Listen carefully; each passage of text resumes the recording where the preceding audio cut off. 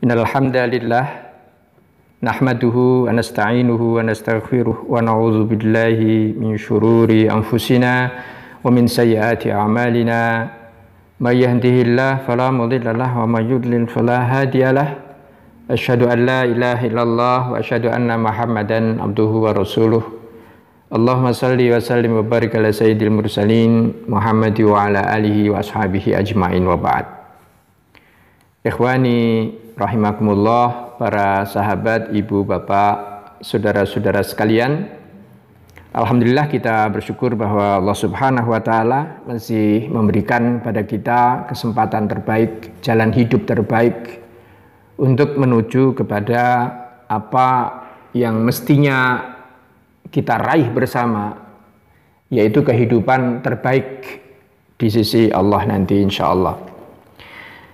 Kawan-kawan sekalian rahimakumullah, jika kita menghendaki sesuatu yang tersembunyi dari sebuah keberhasilan, jika kemudian kita mengetahui kunci-kunci itu, maka tidak mustahil yang namanya keberhasilan itu pasti didapat. Nah, itulah pula yang Allah Subhanahu wa taala sudah jaminkan kepada manusia, khususnya kepada umat mukminin. Tersebut di dalam surah Al-An'am ayat 59. Allah berfirman, A'udzubillahi minasyaitonir rajim. Wa 'indahu mafatihul ghaibi la ya'lamuha illahu. Dan di sisi Allah lah, di sisinya lah terletak, tergenggam kunci-kunci kegaiban. La ya'lamuha illahu, yang tidak diketahui kecuali oleh dirinya sendiri. Jadi Allah Subhanahu wa taala adalah pemegang kunci-kunci kegaiban. Permasalahannya adalah apabila kita menginginkan pengetahuan tentang kegaiban itu, maka caranya bagaimana? Caranya ya mesti harus berusaha untuk bisa masuk ke dalam ring satunya Allah. Allah itu punya ring satu, ada ring dua, ada ring tiga. Ada juga umat yang kelak di hari kiamat nanti Allah tidak akan melihat saja tidak. Jadi ada ring di situ. Jadi di satu sisi ada kunci-kunci kegaiban yang hanya Allah yang tahu. Maka kemudian Allah meneruskan di dalam ayat itu, wa ya'lamu ma fil barri wal bahri. Dan hanya Allah lah yang mengetahui apa yang tersimpan di dalam daratan bumi, wal bahri, dan apapun yang ada di kedalaman laut sana. Wa ma tasqutu min waraqatin, dan tidak ada satu daun pun yang jatuh. Saya tidak bisa membayangkan ini. Tidak ada satu daun pun yang jatuh di planet bumi ini. Illa ya'lamuha, kecuali Allah mengetahui itu. Allah pasti tahu itu. Daun dari pohon mana, di hutan mana, gugur dia, jatuh dia. Allah pasti tahu itu. Illa ya'lamuha. Maka sampai sedemikian Allah Subhanahu wa taala menggambarkan bagaimana kerahasiaan itu. Sampai seberapa luas rentang yang namanya kerahasiaan Allah itu, sampai seberapa jauh gitu.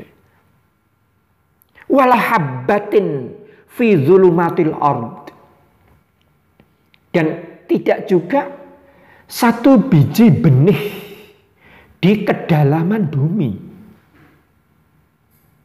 Saya hanya tahu benih cabai sama benih terong atau benih buncis gitu ya. Itu hanya di lapisan tanah yang masih sangat elementer, masih sangat dekat itu. Digaruk pakai ujung jari pun itu bisa itu. Ini yang Allah sebutkan ini adalah habbatin, benih biji fi zulumatil ardi. Boleh kita kemudian membayangkan ada biji besi, ada biji nikel, ada biji batu bara di sana.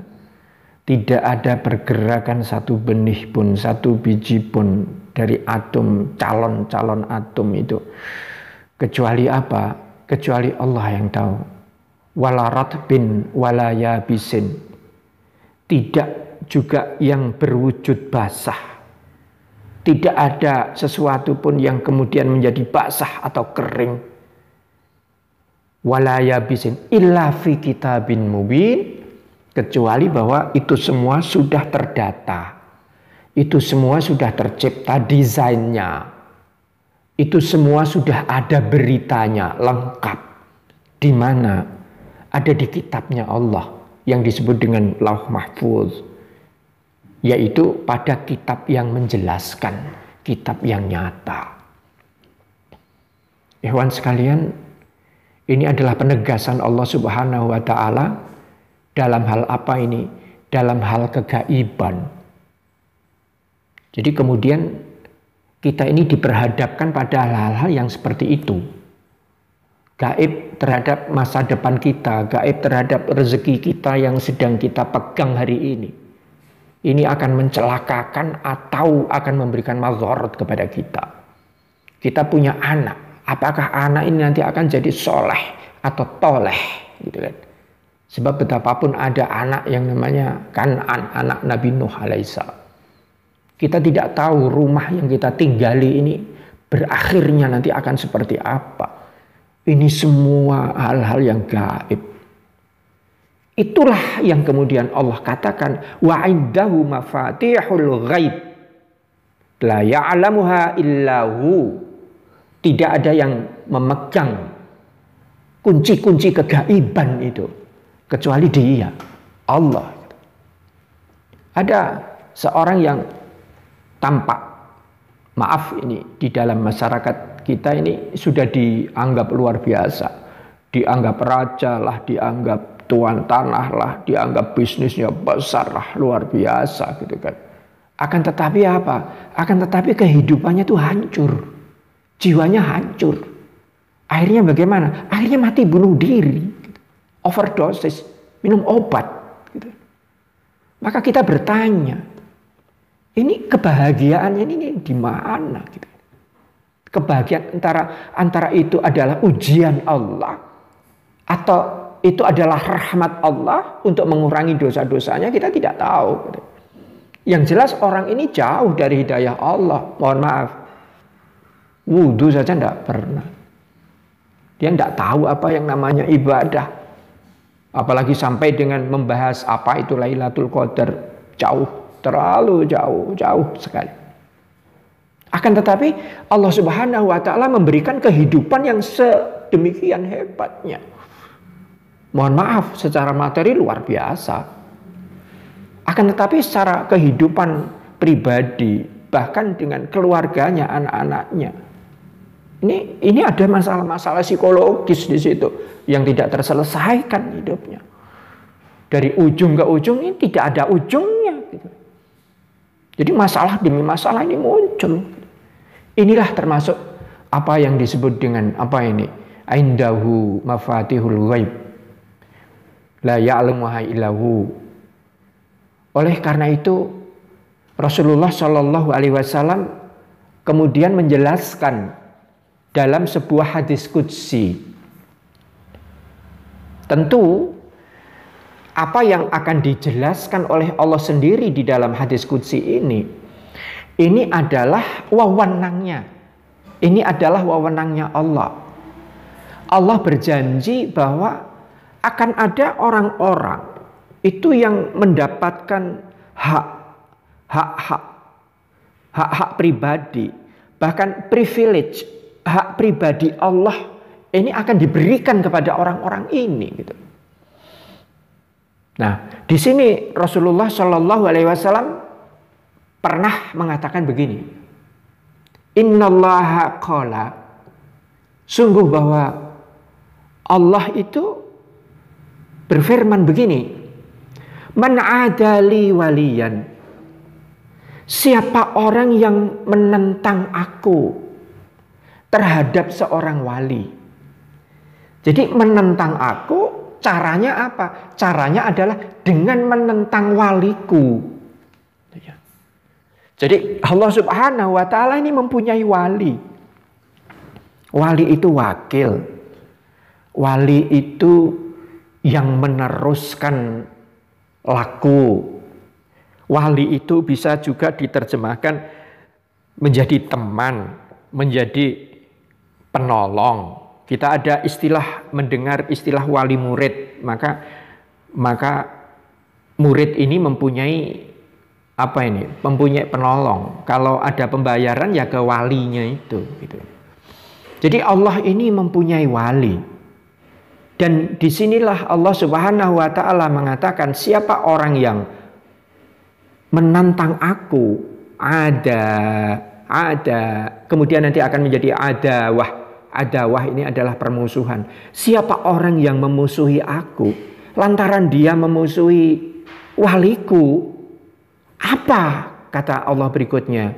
Faqad adzantuhu bil harb. Maka orang itu berarti sudah mengumandangkan sudah menabuh genderang perang untuk melawanku. Faqad adzantuhu. Adzantuhu ini dari kata-kata izin. Maka berarti dia sudah mengizinkan aku untuk apa? Untuk menabuh genderang perang melawan dia. Wa ma taqarraba ilayya abdi bisyai'in. Akan tetapi ketika ada seseorang hamba yang mendekati aku bisyai'in, dengan sesuatu, ahabba ilayya mimma iftaraltu alaih. Jadi tidak ada sesuatu yang bisa mendekatkan seseorang hamba itu kepadaku kecuali dengan apa? Kecuali dengan mimma iftaraltu alaihi, kecuali dengan apa yang sudah aku fardukan kepada dia. Jadi kalau kita ingin dekat kepada Allah, caranya bagaimana? Sholat tepat pada waktunya. Mohon maaf. Ketika Allah Subhanahu wa taala memanggil dengan azannya, kemudian ada orang yang bersegera, dia akan segera mengambil wudhu, kemudian berangkat ke masjid, ambil sholat, katakanlah 2 rakaat, 4 rakaat zuhur, katakan. Ini bersegera gitu. Tapi ada orang masyarakat yang masih menunggu. Asar itu masih menunggu jam 4, jam setengah 5. Baru kemudian dikumandangkan azan. Pertanyaan saya adalah, lebih bagus yang mana? Orang yang dipanggil kemudian mensegerakan diri, kemudian ada orang yang dipanggil, nanti dulu lah, ini cangkul dulu lah, gitu kan.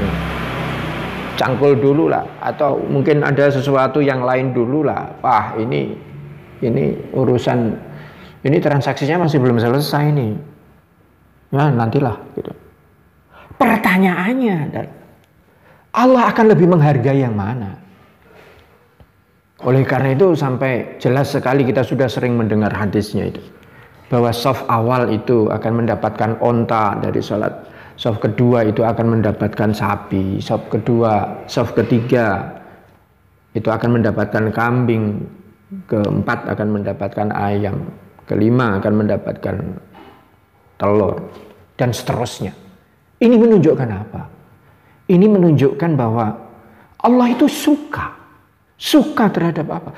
Suka terhadap orang hamba yang cepat untuk merespons. Jadi Allah memanggil, cepat responsnya itu. Mimma iftaraltu alaihi. Tapi kemudian lebih jauh dari itu. Apabila ada orang yang sudah melakukan seperti itu, ya puasanya, ya sholatnya, Kemudian di dalam surat Ali Imran itu jelas di sana. Wasari'u ila maghfiratin mir rabbikum wa jannah. Dan bersegeralah. Jadi orang-orang yang mensegerakan diri dalam melakukan kebaikan. Jika ada kebaikan, langsung pikir. Tidak pakai pikir, langsung. Ini cepat, harus segera kita selesaikan. Harus kita tunaikan. Orang-orang yang seperti ini, kok masih melakukan kualitas yang kedua? Wa ma yazalu 'abdi yataqarrabu ilayya bin nawafil. Orang yang setingkat itu kok masih saja mendekatkan dirinya itu kepadaku bin nawafil. Dengan apa? Dengan yang sunnah-sunnah. Hatta uhibbahu. Maka sampailah aku pada satu titik. Titik di mana? Titik di mana aku jatuh cinta kepada dia. Jadi kalau menginginkan apa amalan yang terbaik, orientasinya apa? Orientasi amal. Amal yang terbaik, amal yang bisa untuk mendekatkan diri kepada Allah. Ini apa kuncinya? Kuncinya adalah apa yang sudah diwajibkan. Sholatnya, zakatnya, puasanya, hajinya. Ini yang sudah diwajibkan oleh Allah. Akan tetapi jika orientasinya itu cinta, ini beda ini. Ini beda ini. Tapi kalau orientasinya itu cinta, untuk meraih cinta Allah, menjadikan Allah itu jatuh cinta kepada seseorang hamba, maka ditambahkan. Tambahkan dengan apa? Tambahkan dengan bin nawafili. Maka tentunya kemudian pengertiannya nanti bukan hanya meninggalkan yang haram. Meninggalkan yang haram itu adalah standar amal. Akan tetapi untuk sampai pada standar apa? Cinta. Itu ya meninggalkan yang makruh. Makruh itu sudah seperti barang haram baginya gitu. Mohon maaf, mudah-mudahan di sini tidak perlu diperdebatkan gitu. Ya ada juga yang berkomentar, alah nggak dicintai Allah sih nggak apa-apa. Surga itu juga nggak harus yang terbaik kata itu. Yang surga terbaik itu kan punya Rasulullah aja. Kita ini apa? Gitu. Mohon maaf ya kawan sekalian. Ada juga sementara kita yang berpendapat bahasa Jawanya itu mudoroso yang seperti itu. Afwan ini. Dalam perspektif hadis ini, dalam perspektif hadis qudsi ini mohon maaf ini tidak ada urusan itu sebenarnya. Tidak ada urusan apakah Allah itu bertanggung jawab kepada kita hambanya. Ini melalui pintu yang mana, melalui sisi atau kisi yang mana yang akan dilakukan oleh hambanya itu. Maaf itu, Allah tidak urus itu. Ini sepenuhnya diserahkan kepada kita. Jadi kalau ingin standar amal, itu yang wajib-wajib. Tetapi kalau ingin standar cinta, kita ingin Allah itu mencintai, jatuh cinta kepada kita. Maka caranya bagaimana? Allah sudah kasih tahu. Yang kemudian disepakati oleh Rasulullah Shallallahu Alaihi Wasallam. Mohon maaf ini di dalam cara membaca hadis qudsi. Jadi itu dari Allah. Kemudian Rasulullah Shallallahu Alaihi Wasallam mengantarkan itu. Bagaimana jika seseorang hamba itu kok sudah dicintai oleh Allah? Allah kemudian meneruskan itu.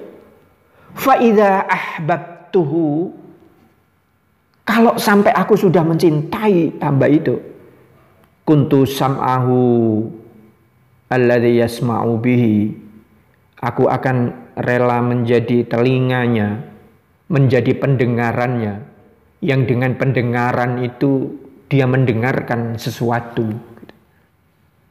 Seterusnya, wa basarahu alladzi yubsiru bihi, kemudian aku juga rela untuk menjadi penglihatannya, yang dengan penglihatan itu dia memandang.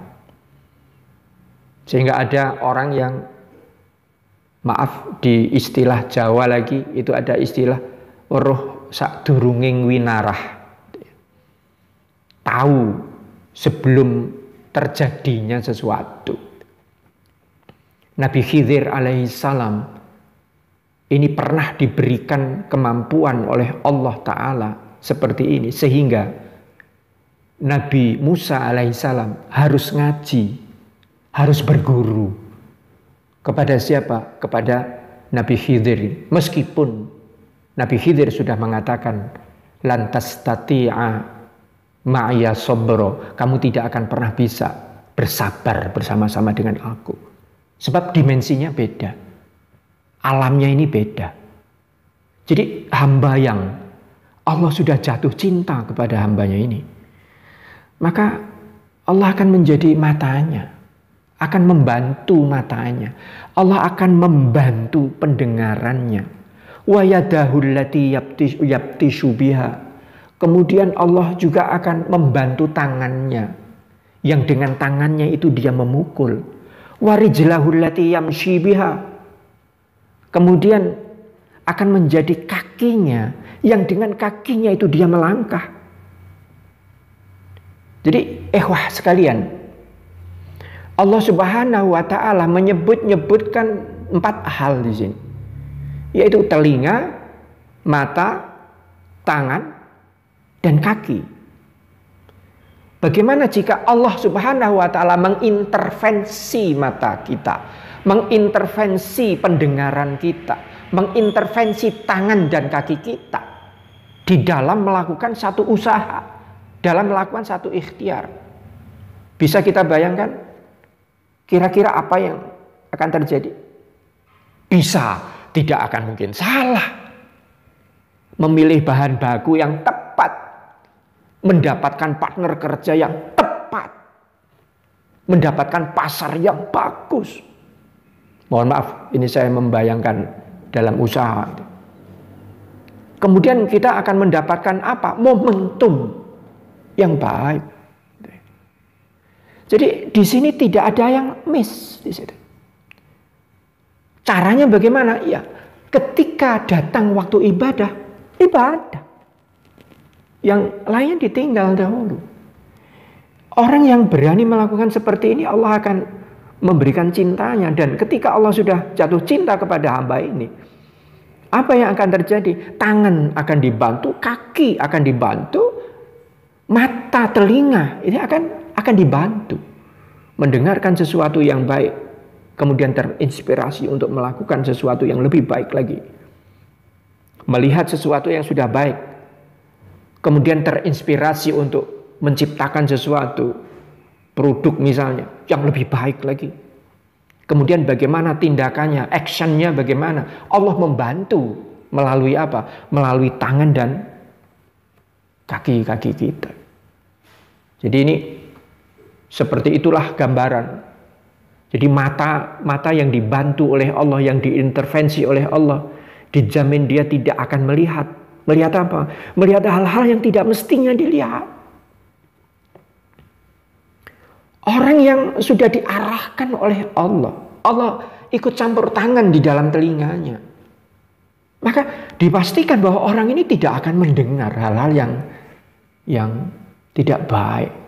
Mohon maaf, kadang mendengar ghibah, ya, mendengar sesuatu yang tidak pada tempatnya, gitu ya. Mendengar kemaksiatan, melihat kemaksiatan, melangkah ke tempat-tempat maksiat, melakukan sesuatu yang di situ ada unsur-unsur maksiatnya. Allah pasti akan jaga. Jadi inilah cara Allah Subhanahu wa Ta'ala mengintervensi wali Allah tadi.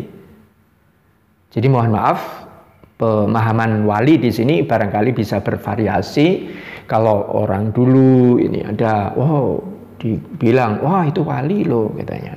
Oh ya, tandanya apa gitu. Wah itu kalau Jumatan di Makkah gitu kayaknya. Padahal belum waktunya, misalnya jam 8 di Indonesia, jam zuhur Jumatan di tanah kita, di negeri kita. Ini di Mekah sana masih jam 8. Jam 8 pagi itu. Bagaimana mungkin seseorang itu, wah itu Jumatannya di Makkah gitu. Atau mungkin melihat orang yang bahasanya nggak bisa dipahami, pakaiannya kumel, kemudian menunjukkan apa ya, seperti apalah, seperti kere atau seperti apa. Orang kemudian mengatakan, wah itu wali gitu. Lah inilah salah tempat, ini salah patrap. Karena sesungguhnya wali yang disebut-sebut oleh Allah Ta'ala itu ada di dalam surah Yunus ayat 62 sampai dengan ayat 64 di sana. Ala inna awliya Allahi la khaufun alaihim wa lahum yahzanun.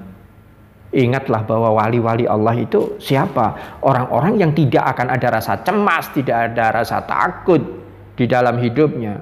Takut terhadap apa? Terhadap sesuatu yang belum datang. Sesuatu yang belum terjadi. Khauf gitu ya. Walahum yahzanun, dan mereka tidak akan pernah bersedih. Bersedih dari apa? Bersedih dari apa yang sudah pernah terjadi. Jadi ketika Allah mengatakan la khaufun, ini berarti konteksnya apa? Terhadap sesuatu yang belum terjadi. Khauf, cemas gitu. Aduh, anakku nanti akan jadi seperti apa nanti? Aduh, nanti masa depannya nanti akan seperti apa nanti? Aduh, ini nanti usaha ini nanti akan seperti apa ini? Aduh, jangan-jangan itu hutang ini nanti, piutang kita nanti nggak terbayarkan. Khauf gitu. Tapi kalau yahzanon, walahum yahzanon, orang-orang yang tidak pernah bersedih terhadap apa? Terhadap apa yang sudah pernah terjadi. Rumah mungkin terbakar, kemudian ada musibah, kendaraan nabrak pohon, kemudian harus masuk ke rumah sakit. Ini hal-hal yang orang kemudian bersedih di situ. Nah, wali Allah itu seolah-olah dalam konteks ini menguasai masa depan dan tidak peduli terhadap masa lalu. Sehingga jaminannya apa? Jaminannya adalah la khaufun alaihim wa lahum yahzanun. Siapa mereka ini? Mereka ini adalah alladzina amanu wa kanu yattaqun. Dua. Yaitu orang-orang yang beriman penuh kepada Allah. Qul huwallahu ahad, Allahus samad. Hanya Allah lah tempat kita bergantung. Jadi kalau orang-orang sudah sampai pada setingkat ini, maka terjadilah apa yang difirmankan Allah di dalam hadis qudsi tadi. Jadi yang kedua apa? Wa kanu yattaqun. Dan orang-orang yang selalu, ini fi'il mudhari' yattaqun, selalu amal perbuatannya itu selalu menunjukkan ketakwaan. Ada fenomena takwa di dalam apa? Di dalam ucapannya, di dalam pikirannya, di dalam apa yang dia dengar, apa yang dia lakukan. Ini fenomenanya apa? Itu fenomena takwa. Wa kanu yattaqun. Alladzina amanu wa kanu yattaqun. Lahumul busyra fil hayatid dunya wa fil akhirah. Bagi mereka ada kegembiraan di dunia dan di akhirat.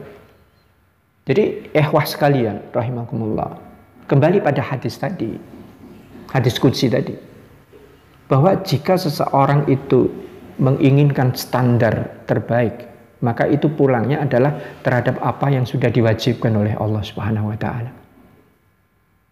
Termasuk apa? Mohon maaf, itu termasuk memilih pemimpin yang baik, pemimpin yang soleh, pemimpin yang bertakwa, pemimpin yang beriman. Ini termasuk apa ini? Ini termasuk perintah Allah.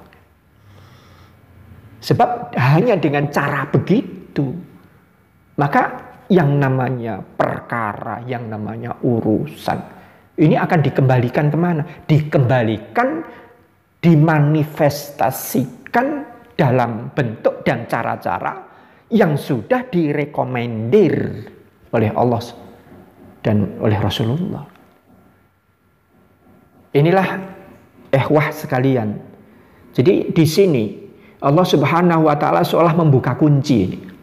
Jadi ketika Allah mengatakan wa indahu mafatihul ghaib, di sisi Allah lah kunci-kunci kegaiban itu. Maka dijawab sendiri, dijelaskan sendiri oleh Allah Ta'ala di dalam hadis qudsi ini. Maka rahasianya di mana? Rahasianya adalah kita taat kepada Allah yang wajib-wajib. Kita lakukan dengan sebaik-baiknya. Kemudian yang sunnah-sunnah, ini kita tambahkan lagi. Kita tambahkan lagi bagaimana sholat sunnahnya, bagaimana puasa sunnahnya, bagaimana afdholiyah itu selalu kita tunaikan. Yang haram itu pasti, yang makruh ini harus jauh-jauh. Jadi nanti akan menjadi hamba yang celing, hamba yang jernih, hamba yang bersih. Alladzina amanu wa kanu yattaqun tadi. Nah, orang-orang yang seperti ini Allah akan mengintervensi hidupnya untuk diarahkan kepada arah yang baik, yang benar, yang maslahat, yang terang, yang cerah, yang cemerlang. Inilah harapan kita semua dari bulan Ramadan ini. Mudah-mudahan Allah Subhanahu wa Ta'ala berkenan untuk meluluskan kita dengan Ramadan ini, sehingga apa yang terbaik dari Ramadan itu akan diberikan juga kepada kita sekalian. Jamaah dan ikhwah sekalian, di menjelang akhir hadis qudsi ini, Allah Subhanahu wa Ta'ala ini menambahkan, tambahannya begini: wa in sa'alani la'u'atiyannahu. Kalau si hambaku ini nanti meminta, pasti aku beri. La'u'atiyannahu, pasti aku beri. Di sini ada nun at-taukid, ada lam at-taukid, la'u'atiyannahu. Di sini di dalam hadis qudsi ini Allah menjanjikan dengan dua taukid, dua huruf penguat. Dua huruf penguat itu adalah lam at-taukid dan nun at-taukid. Mestinya Allah cukup mengatakan wa in sa'alani u'tihi. Akan tetapi tidak. Allah Subhanahu wa Ta'ala mengatakan la u'tiyannahu. Artinya apa? Pasti aku beri. Pasti, garansi, pasti aku beri jika orang itu minta. Wa in ista'adzani la u'aidzannahu. Apabila orang itu memohon perlindungan kepadaku, pasti aku lindungi. Orang minta suaka, pasti aku beri. Wa ma taraddadtu an syai'in ana fa'iluhu.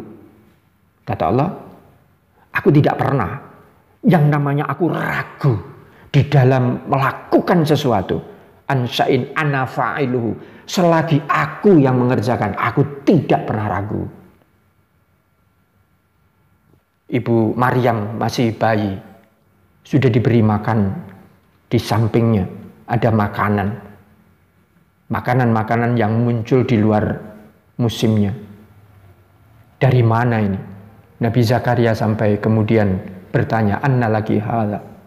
Oh, ini dari mana ini Maryam? Hadza min indillah. Ini dari Allah. Nabi Musa alaihissalam, dari belakang ada Fir'aun, di depan ada samudra. Mau lari kemana? Allah kemudian turunkan wahyu. Pukul itu laut itu dengan tongkatmu. Pukul, terbelah. Kemudian jalan dan Fir'aun mati di situ. Aku tidak akan pernah ragu jika aku yang putuskan, jika aku yang melakukan. Pertanyaannya adalah, kira-kira apa di dalam kehidupan kita sehari-hari ini? Apa kita ini kira-kira apa sudah dibela oleh Allah dengan pembelaan yang sampai selevel itu oleh Allah Ta'ala? Ma taraddadtu, aku tidak akan pernah ragu an syai'in ana fa'iluhu, terhadap sesuatu yang jika itu aku yang melakukannya. Taradduti an nafsil mu'min. Akan tetapi raguku itu di mana? Kata Allah. Raguku itu pada diri mukminnya itu. Pada orang-orang yang beriman itu. Imannya iya, sudah. Tapi takwanya yang belum. Imannya kepada Allah iya, iman. Gitu. Orang-orang kafir Quraisy Makkah itu kalau ditanya ini siapa yang menciptakan langit dan bumi, mereka akan mengatakan Allah. Mereka punya iman gitu. Iblis, setan itu punya iman gitu. Dan mereka itu takut kepada Allah gitu.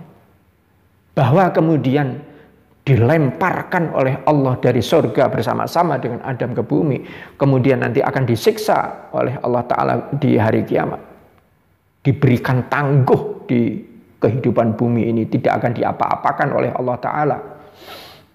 Maka mohon maaf, sudah ada orang yang luar biasa jahatnya, luar biasa jeleknya gitu ya. Akan tetapi seolah-olah Allah ini nggak memberi apa-apa gitu. Dalam hati saya jangan-jangan orang-orang ini temannya ini tadi, temannya setan yang diberikan tangguh oleh Allah itu. Diberikan tangguh apa? Siksanya nanti gitu. Sekarang ini dicor dulu. Istidraj, kasih dulu sama Allah. Siksanya kapan? Siksanya nanti. Persis seperti iblis, seperti setan itu. Jadi iblis ini diberi tangguh oleh Allah Ta'ala. Karena dia ngerti Allah itu murka kepadanya, kemudian akan memberikan siksa kepadanya. Ngerti, ya sudah, ya Allah sudah, nanti aku disiksa nggak apa-apa. Tapi yang di dunia ini jangan engkau kasih siksa. Innaka laminal munzarin. Sungguh bahwa baik, tidak apa-apa. Maka ikhwas sekalian, mohon maaf ini jangan iri. Melihat orang yang brengseknya sudah minta ampun, rampoknya sudah minta ampun gitu kan. Akan tetapi kok hidupnya kok seperti enak-enak saja gitu. Ini Allah akan memberi tangguh kepada makhluk ini, kepada hamba yang sekelas ini. Taraddudi an nafsil mu'min.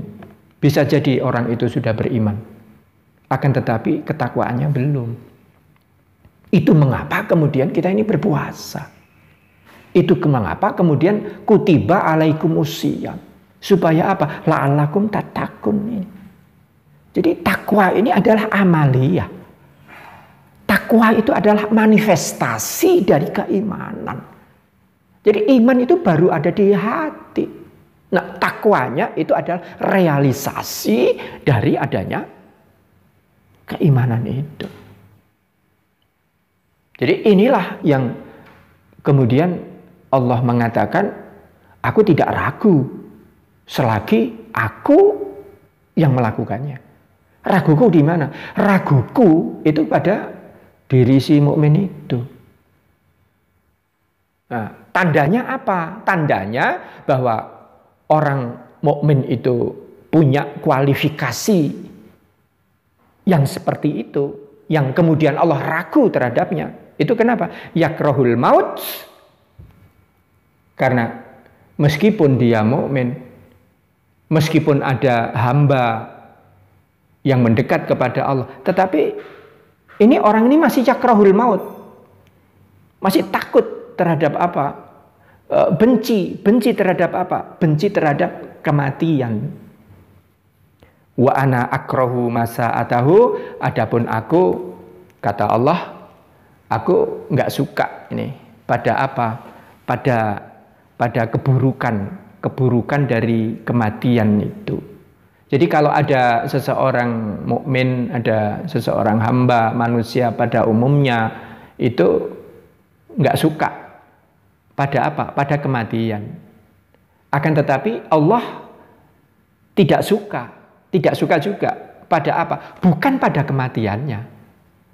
Akan tetapi pada sakaratul maut. Jadi Allah itu merasa sayang pada wali-walinya ini tadi. Allah ini merasa sayang gitu ya. Cuma apa? Allah ini nggak begitu suka, nggak suka pada apanya. Tidak suka pada sakaratul mautnya. Sebab apa? Sakaratul maut itu sakit. Oleh karena itu Rasulullah Shallallahu Alaihi Wasallam sampai berdoa, Allahumma inni a'udzubika min ghamaratil maut. Ya Allah, sungguh aku berlindung kepadamu dari sakitnya sakaratul maut. Jadi seolah Allah mengatakan begini, hamba yang sudah dicintainya itu, hamba yang sudah mendekat kepadanya, kemudian Allah cinta kepadanya ini, Allah ini akan berikan apapun. Allah akan berikan apa yang dia minta. Allah akan berikan perlindungan apapun yang dia mintakan perlindungan atasnya. Istilahnya itu mau nyelentik saja. Ini tidak tega, seolah-olah begitu. Akan tetapi yang namanya sakaratul maut itu kelazimannya apa? Kelaziman dari sakaratul maut itu apa? Sakit. Nah, Allah tidak suka itunya, gitu ya. Sebab sakit ini akan menimpa kepada siapa? Menimpa kepada hamba yang aku sayangi, aku cintai. Seolah-olah kita mengatakan begini ketika anak kita ini sedang belajar naik sepeda. Itu bukan karena bagaimana nanti dia jatuhnya itu. Sebab yang namanya jatuh itu pasti. Tetapi yang kita sebagai orang tua enggak tega itu. Itu ketika anak kita itu nanti jatuh, itu kemudian luka. Nah, ketika luka itu, merasakan luka itu yang kita ini ngerasa enggak tega. Bahwa naik sepeda itu pasti jatuh. Belajar sepeda itu pasti jatuh. Itu iya gitu ya. Nah, yang kita tidak suka adalah ketika anak kita itu merasa sakit itu. Oleh karena itu ada doa lagi. Supaya kita tidak diberikan rasa sakit. Yaitu Allahumma inni a'udzubika min ghamaratil maut. Dan ini pernah diucapkan oleh Rasulullah Shallallahu Alaihi Wasallam menjelang akhir hayat beliau. Jadi demikianlah jamaah dan ikhwah sekalian, apa yang kita bisa kajikan pada saat ini. Kata kuncinya apa? Satu, bahwa Allah Subhanahu wa Ta'ala mempunyai kunci-kunci kegaiban. Caranya meraih bagaimana? Caranya meraih adalah bagaimana kita dekat kepada Allah, berusaha untuk menjadi ring satunya Allah Subhanahu wa Ta'ala. Siapakah mereka? Mereka adalah para wali Allah yang memang sudah Allah tunjuk untuk menjadi apa? Menjadi walinya. Syaratnya apa? Syaratnya adalah orang-orang yang beriman sepenuhnya dan orang-orang yang bertakwa sepenuhnya. Implementasinya bagaimana? Realisasinya bagaimana? Realisasinya adalah lakukan yang wajib-wajib, bersegera untuk melakukan yang wajib-wajib, tambahkan dengan yang sunnah-sunnah, kemudian hindari yang haram itu pasti, kemudian yang makruh-makruh ini tambahkan lagi. Untuk apa? Untuk dijauhi, untuk dihindarkan. Jangan sampai makan barang yang syubhat pun, ini tidak. Mohon maaf, koperasi simpan pinjam misalnya, ini pasti itu riba gitu. Jadi selagi orang masih ada di situ, maka jangankan nasib baik, berdoa pun tidak akan pernah dikabulkan oleh Allah Subhanahu wa Ta'ala. Jadi demikianlah orang yang sudah sampai pada tahap sunnahnya jalan, makruhnya jalan, syubhatnya itu ditinggalkan sama sekali, maka Allah akan berkenan mengangkat para hamba ini, bahkan akan dibela oleh Allah Ta'ala. Man adali waliyan faqad adzantuhu bil harb. Allah akan membela dia, bahkan dengan cara apa? Dengan cara perang,